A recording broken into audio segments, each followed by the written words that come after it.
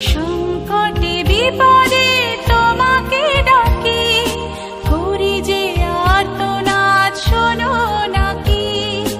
নিবেদিত প্রাণ চাই শুধু ত্রাণ, আলোয় আলোয় ভরে যাবে যে মন।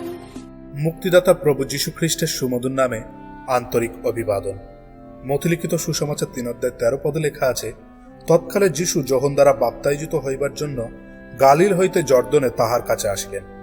বাপ্তিস্ম শব্দটি গ্রিক ভাষা থেকে এসেছে, যার অর্থ জলের সম্পূর্ণ নিমজ্জিত হওয়া। ঈশ্বর মানুষকে নিজের হাতে নিজের স্বরূপ এবং সাদৃশ্যে সৃষ্টি করেছেন। সম্পূর্ণ মানুষ আত্মা, প্রাণ ও মাংসিক দেহ দ্বারা সৃষ্ট হয়েছে। পাপের কারণে মানুষ ঈশ্বরের সহভাগিতা থেকে, উপস্থিতি থেকে ও আশীর্বাদ থেকে সম্পূর্ণ বঞ্চিত। মানুষকে নরকে যেতেই হবে তাদের পাপের ফলে, কিন্তু প্রভু যীশু খ্রিস্ট তার রক্তকে বইয়েছেন আমাদের পাপকে সম্পূর্ণ ধুয়ে ফেলতে।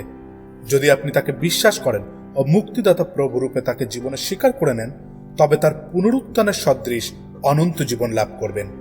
এই বাক্য বুঝতে ঈশ্বর আপনাকে অনুগ্রহ করুন। ধন্যবাদ। ঈশ্বর তুমি